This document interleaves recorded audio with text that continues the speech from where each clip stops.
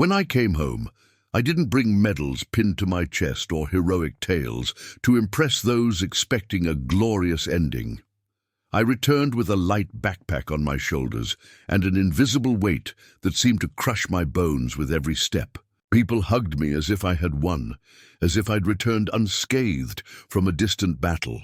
They didn't know, and perhaps never would, that the war I'd left behind still bled within me, silent, persistent.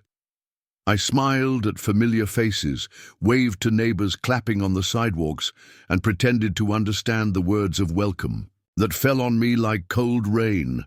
But while they saw the soldier who returned, I felt only the hollow echo of the man I'd been before crossing those borders no uniform or flag could erase.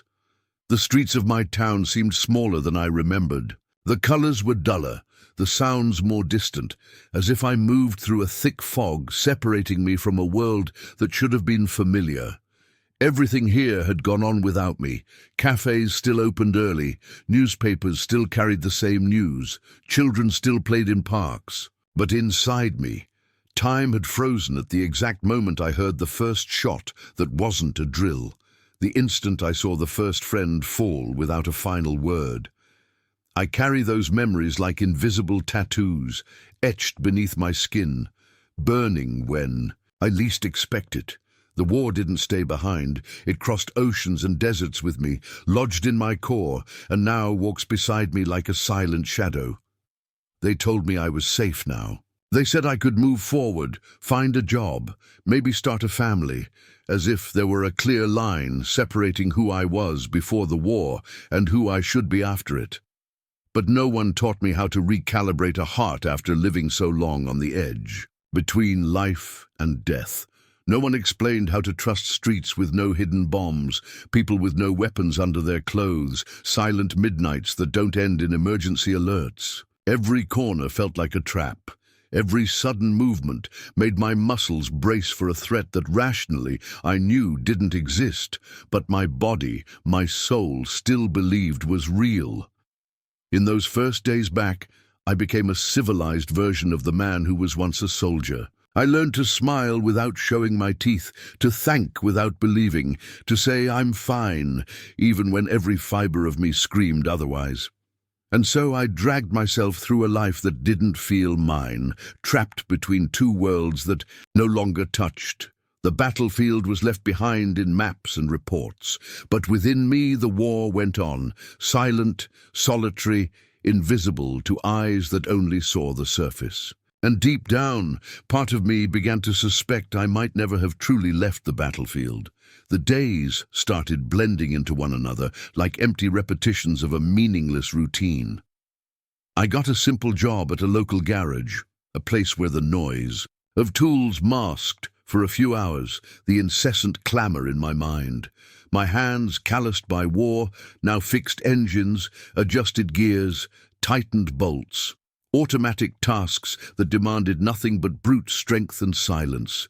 It was easier that way. When my hands were busy, the ghosts quieted a little, but it was only a truce, a temporary illusion. A sharp sound, an out-of-place snap, the strong smell of burning oil could suddenly pull me back to that other world, where every noise was a threat and every shadow could be the end. People tried to include me. They invited me to barbecues, Sunday, games, celebrations that meant ordinary life to them, but discomfort and tension to me. I went sometimes out of politeness. I sat on the edges of conversations, answered in monosyllables, smiled at the right moments, but it all felt artificial. Their laughter was too loud, their stories too trivial, as if they spoke a foreign language I could no longer understand. Every crowded room, filled with voices and mingled smells, made me want to flee, made me scan for exit routes, calculate how many steps to the door if anything happened. They saw a quiet, reserved man. I was a soldier out of place, in civilian territory, trying to survive a peace that felt more threatening than any minefield. The nights were worse. Lying in bed, staring at the dark ceiling, I heard my heart beating out of rhythm, as if reminding me night after night that something in me was still at war. Sometimes I woke with a start, my body drenched in cold sweat, a scream caught in my throat. I saw faces I shouldn't see anymore, heard voices that should have fallen silent, and inevitably I wondered how the rest of the world moved forward while I was still trapped in that barren, blood-soaked ground, fighting enemies no one else could see. On the surface, I was the veteran who returned, the example of resilience and strength that speeches love to exalt. But deep down, where words don't reach, I was just a broken man, desperately trying to find a piece of solid ground where I could breathe again, without the weight of war pressing on my chest with every step. The collapse didn't come with the boom of an explosion or the dramatic fanfare people imagine when they talk about breaking. It came like a slow leak, imperceptible, until the moment everything propping up my facade crumbled without warning. It happened in an ordinary supermarket, among artificially lit shelves. A sharp noise, a metal can hitting the floor, and the sound pierced the space between past and present like an invisible bullet. My body reacted before my mind could stop it, the cold floor against my hands, my chest heaving, my vision blurred. Screams? No. Just startled faces, hands pulling back, sharp murmurs forming a wall of shame around me. I wasn't safe. And no matter how many years had passed since my last mission, my body still believed everything could end at any moment. I was dragged outside by familiar faces trying to calm me with empty words. "It's okay," they said, but I knew it wasn't. It never had been. That night, as the world around me kept spinning, as the city lights blinked like dead stars on the horizon, I sat on the floor of my small room, leaning against the cold wall, and faced the truth for the first time without looking away. I never left the battlefield. It was still in me. It didn't matter that my feet walked peaceful asphalt. It didn't matter that my papers said I was a civilian. The battlefield was tattooed in my core, carved in my bones, pulsing with every unsteady beat of my tired heart. On that hard floor, fists clenched, silence weighing on my shoulders, I grasped something bitter and inevitable. The greatest enemy I had to face now wasn't on the other side of a scope or wearing a uniform. It was within me, in the shadowed corners I avoided, in the memories I pretended not to carry. And until I faced this silent war, I'd remain lost, a soldier without borders, without a map, without a home. The war had ended for the world. But for me, it was just beginning. After that night, something in me broke for good. It was no longer possible to sustain the illusion that moving forward was enough. I walked the streets with tense shoulders, eyes alert, waiting for threats that never came. Every unfamiliar face seemed to hide intent. Every sharp sound primed me for a fight that never happened. It was a constant state of alert, as if my body lived in a different time zone from the rest of the world, one where survival demanded every breath. I started avoiding crowded places, declined invitations, turned off my phone. My small apartment's walls became my silent trench, my refuge, and my prison. And as the days passed, I realized the solitude that once felt like relief was now devouring me from within. The people around me, old friends, well-meaning neighbors, tried to reach out, but their efforts hit an invisible wall I'd built myself. How could I explain to those who'd never been there? How could I translate into ordinary words what it's like to carry faces long gone, memories that burn the skin, screams that never fully quiet in your head? It was easier to smile from a distance, wave, keep the safe space where questions didn't come, where I could at least pretend I still belonged to this world, moving on without me. Easier, but also more painful.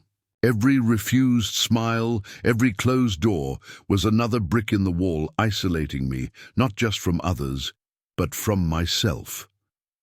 There were days I wondered if I'd truly survived the war, because looking in the mirror, I saw only fragments of the man who once dreamed of an ordinary future, a house, a family, a piece of peace. Now the reflection showed someone still carrying the dust and blood of old battles in his eyes, And deep down, I was starting to accept that this might be the price of coming back when so many didn't. To live in eternal war with myself, carrying in my chest the trenches I never left. It was on an ordinary day, one that passes unnoticed by most, that a small crack opened in the wall I'd built. I was sitting in the town's central square, watching people come and go without really seeing them, when a woman approached, holding something ridiculously simple, a tray with 2 cups of coffee. She didn't ask if she could sit. She didn't try to start a conversation or force a sympathy that would have rung hollow. She just placed 1 cup in front of me and sat there, silent, looking at the horizon as if she understood that some wars can't be won with rushed words. At first I stayed still, wary. Part of me wanted to get up and leave, to keep the fortress of isolation that protected me from pain and disappointment intact. But there was something in that gesture, something small, honest, real, that held me there against my will. Without realizing it, I wrapped my fingers around the warm cup, feeling the rough ceramic against my skin like a reminder that I was still alive, that the world could still offer small invitations to those brave enough to accept them. We exchanged barely half a dozen words in that first meeting. But that silent afternoon, something shifted, a small opening, a breach through which, timidly, a thread of light began to enter. In the days that followed, I found other small cracks. An old childhood friend who insisted on dragging me fishing on cold Sunday mornings. A woman at the market who, knowing nothing, smiled every time she saw me, as if I were a familiar part of the scenery worth keeping. Simple, almost insignificant gestures, but they began, slowly and stubbornly, to pull me from the abyss I'd locked myself in. Every timid conversation, every glance that demanded nothing in return, was like an anchor thrown into a stormy sea, trying to pull me back to a solid ground I wasn't sure I deserved to reach. And still I resisted, because being part of the world again demanded something that felt almost impossible. Trust. Trust that there were no bombs hidden in places that now seemed safe. Trust that people wouldn't vanish overnight, like comrades fallen on the battlefield. Trust that maybe, just maybe, life could be more than eternal vigilance against the worst. It was a new battle, silent, intimate, fought every dawn, every choice to stay a little longer, to try again. And slowly, almost without noticing, I began to fight for something I'd long forgotten: hope. I wanted to believe that small spark of hope would be enough to carry me to the light. But the truth was, the war within me wouldn't yield so easily. It took another crisis, this time not with me, but with someone who'd become, without me realizing, too important. The woman with the coffee, the one who every day offered me a space without haste, had vanished suddenly. Questions echoed through the market stalls and the square's benches. Illness, depression, abandonment, no one knew for sure. But I knew, the way soldiers know when something's wrong, that she was fighting her own invisible, silent, relentless battle, just like me. I was gripped by a restlessness I couldn't ignore. Something in me, long dormant, reignited, not fear, not anger, but urgency. The sense that this time I couldn't just retreat and watch. This time it was my fight too. There were no maps to guide me, no strategy manuals to follow.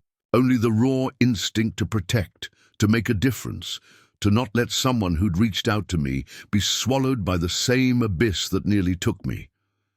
Every step to her house felt harder than any advance under enemy fire. No weapons in hand, no orders crackling through a radio.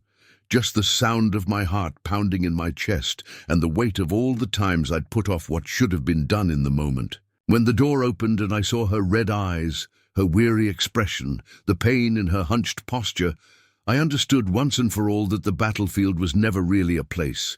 It was the daily choice to fight, for oneself, for others, for what was still good in the world. Standing there before her, I realized true courage wasn't storming war zones. It was stepping into zones of pain. It was opening space to be hurt again.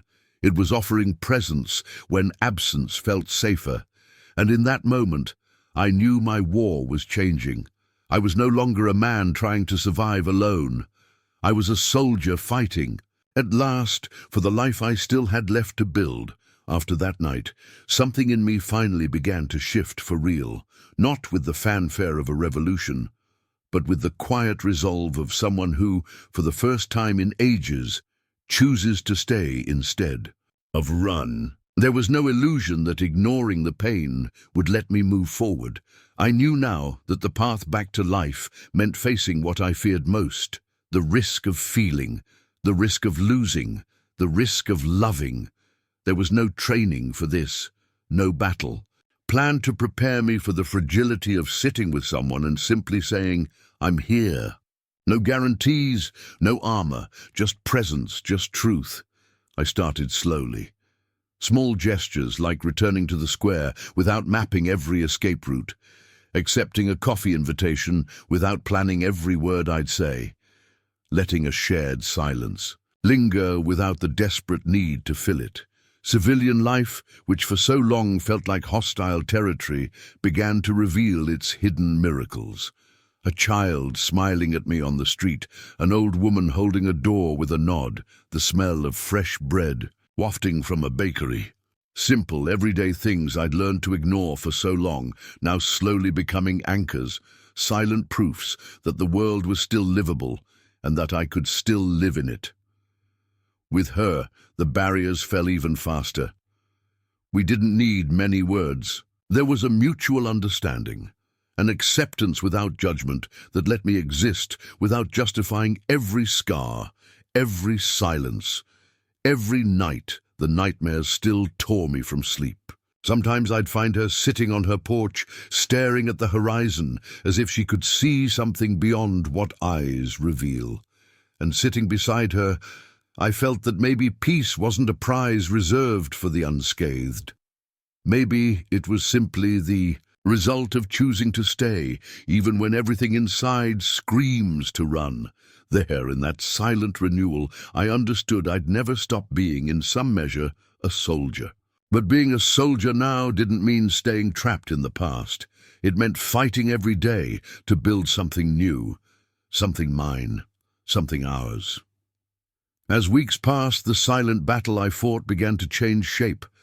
It was no longer a war to survive each day, but a steady effort to let life bloom, even among the ruins. I started rebuilding my simplest rituals, waking early to walk through the still sleeping town, not to escape, but to belong. Greeting the baker on the corner, stopping to chat for a few minutes with the old veteran selling newspapers in the square, watching the trees shift with the seasons.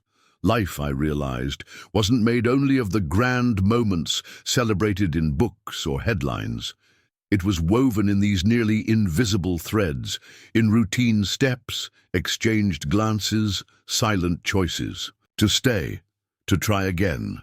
With her, the woman who once simply offered me a cup of coffee, I learned the value of shared silences. Some nights we sat side by side without a word, listening only to the wind play through the trees, letting the world spin unhurriedly. And in those moments, without effort or pretense, I felt the fragile thread of hope strengthen within me. It wasn't a grandiose hope made of unattainable dreams or fiery promises. It was a simple human hope that even hearts marked by war could learn to beat in peace again. There were setbacks, of course. Days when the old shadow tried to creep in, when the past whispered memories like splinters against healing skin.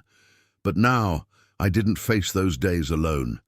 She didn't try to fix me or offer easy answers. She just stayed, present, whole, and somehow her silent presence was all I needed to remember that inner battles were no longer sentenced to solitude. Slowly, the soldier in me began to accept that courage wasn't just facing crossfire, but letting myself be seen, be loved, be hurt, and still choosing to keep going. Slowly, The war veteran who never left the battlefield was at last finding the way home. The true turning point didn't come with fanfare or grand declarations. It came on a simple morning, one where the sky felt closer and the air carried a freshness only the attentive notice. We were sitting on the old bench in the square where it all, in a way, began. She was talking about small things, a new book she wanted to read, a recipe she wanted to try, and I listened, not with the automatic distraction of before, but with an attention born from a deep, transformed place. For the first time, I noticed my mind was calm. No invisible patrols, no need to escape, no fear lurking at the edges of my consciousness, just presence, the now. And in that moment, I realized that, without noticing, I'd crossed the battlefield that had held me captive. For so long, I still carried my scars, of course. Some would never fade. There would be hard days, inevitably. But now, those marks weren't reminders of an endless war. They were silent testaments to a life that, despite everything, insisted on continuing. I was, at last, more than a survivor. I was a man rebuilt from pieces of pain and hope, loss and love, falls and renewals. And that reconstruction, so imperfect and so human, was more beautiful and true than any invulnerable version I'd ever tried to be.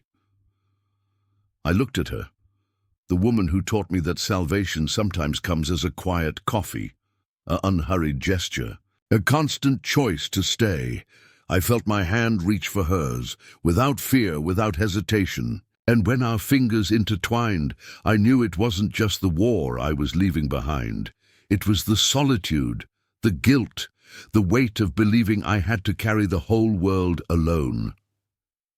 Life didn't promise to be easy. No road from there would be, entirely free of jolts. But now I no longer walked alone. I no longer fought battles against invisible enemies, but for dreams that were possible. And that, to me, was the greatest victory of all. The battlefield was finally left behind. Not on maps, not in newspapers, but within me. Years passed, and life continued to shape us in ways I never imagined. The battlefields that once occupied my mind began to fade, replaced by simpler, more precious moments.